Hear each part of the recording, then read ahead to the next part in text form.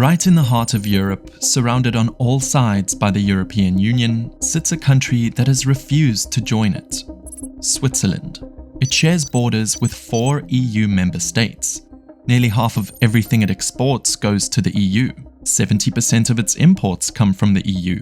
Its citizens can travel freely across EU borders. And over the decades, it has signed more than 120 separate agreements with Brussels to integrate itself into the European system. By almost every measure, Switzerland is more economically tied to the European Union than some actual members. And yet, it's not in the EU. It never has been in the EU. And if you ask the Swiss people, it almost certainly never will be. In 1995, nearly 60% of young Swiss citizens supported joining the European Union. Today, that number has collapsed to barely 3%. Not 3% among the elderly, 3% among people under 34. An entire generation has grown up not just uninterested in EU membership, but almost unanimously opposed to it. And here's the thing that makes this so unusual. This isn't a country that's struggling. Switzerland has a GDP per capita of over $100,000, making it one of the 3 wealthiest nations in Europe. It's been ranked the most innovative economy in the world for over a decade. Its inflation rate sits at around 0.1%, while the EU average hovers above 2%. Its unemployment rate is among the lowest on the continent.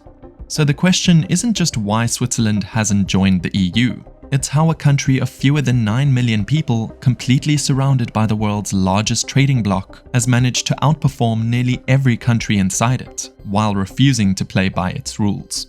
To understand why Switzerland refuses, you have to understand what Switzerland actually is, because it's unlike almost any other country in Europe. Switzerland wasn't built by a single nation or a common language. It was built by geography and survival. A collection of mountain communities speaking 4 different languages who banded together not because they share an identity, but because they needed to defend the alpine passes that made them strategically valuable to every empire around them. By the early 1500s, after a devastating defeat at the Battle of Marignano, the Swiss Confederacy made a decision that would define the country for the next 5 centuries. It would stop fighting other people's wars.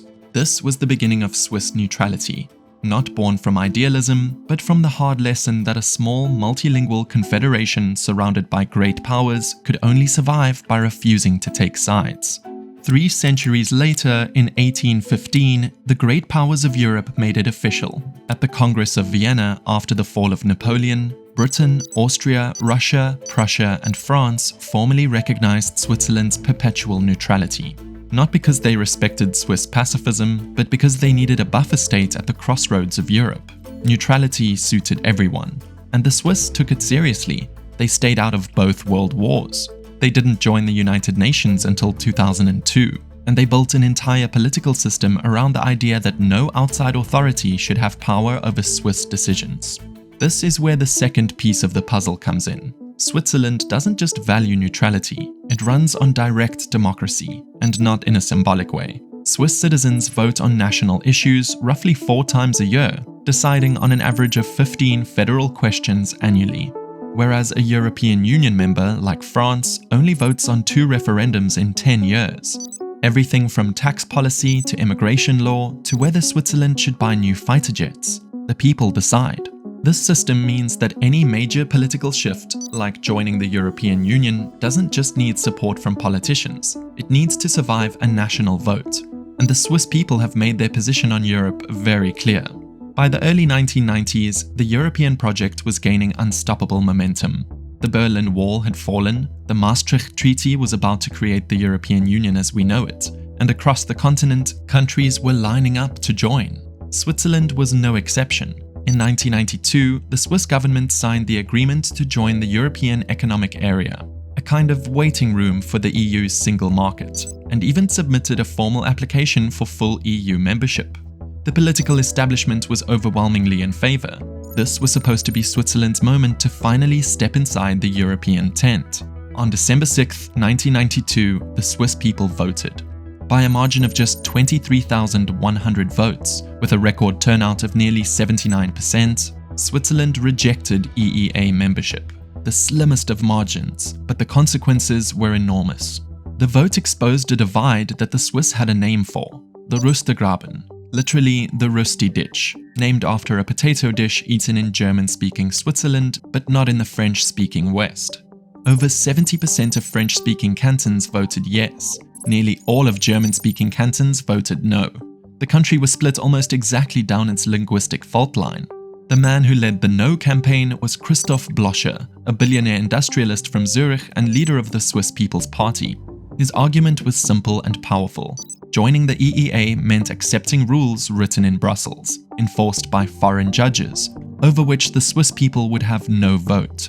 It was a direct attack on everything Switzerland had built, its neutrality, its sovereignty, and above all, its direct democracy. The argument stuck, and it has defined Swiss politics ever since. After the referendum, the EU membership application was quietly shelved. It sat untouched for over 2 decades until 2016, when Switzerland formally withdrew it. More of a bureaucratic cleanup than a political event. By that point, the idea of joining the EU had become almost unthinkable. But Switzerland still had a problem. It had just rejected the European Economic Area, but its economy depended on access to the EU's single market. Nearly half its exports went to EU countries.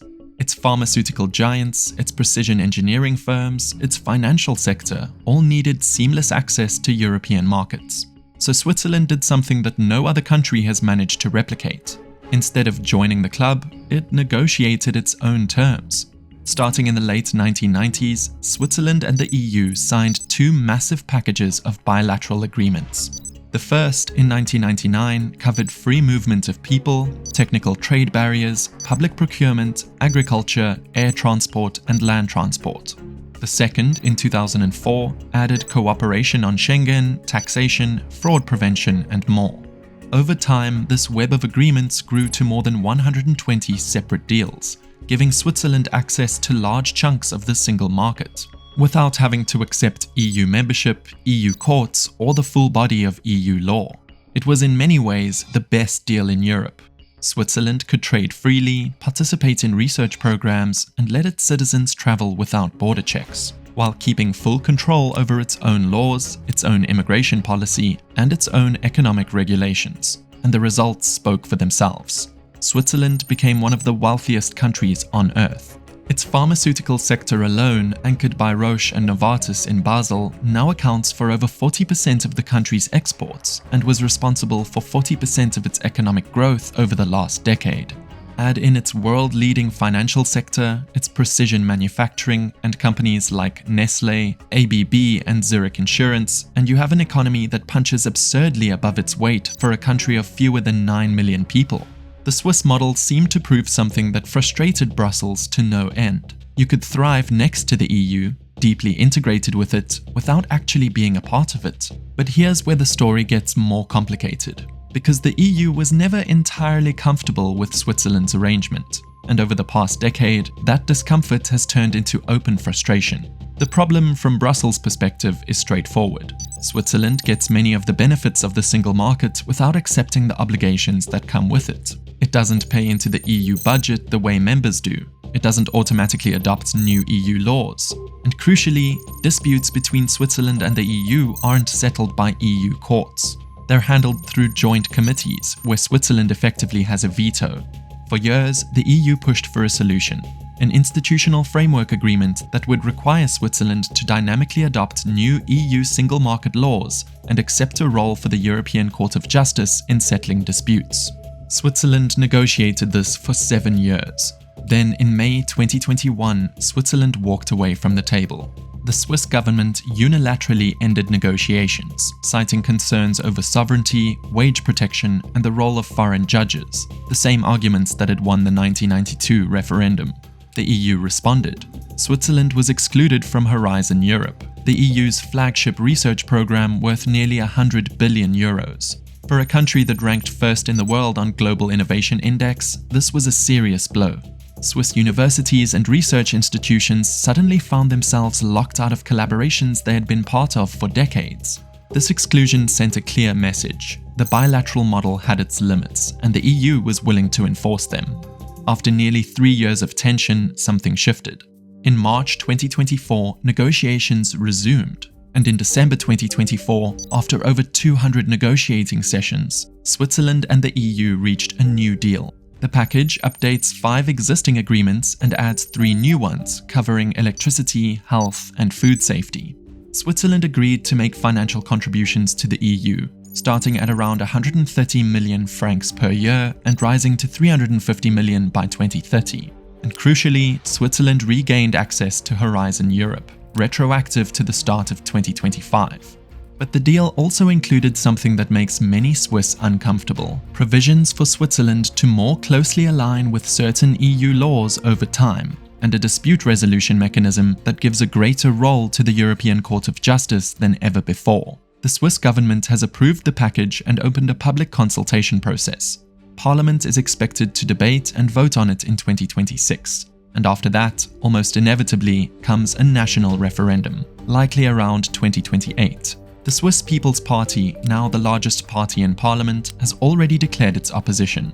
Their argument hasn't changed since 1992. Foreign judges, loss of sovereignty, erosion of direct democracy, and polls suggest the vote could be extremely close. So Switzerland faces the same question it has faced for 500 years: how to stay independent while surrounded by a much larger power. The difference is that this time, the pressure isn't military, it's economic. And with the deal now formally signed by both sides in March 2026 and heading to Parliament and almost certainly a national referendum after that, the Swiss people will once again be asked to decide how close is too close. Whether they'll answer the same way they did in 1992, that nobody knows.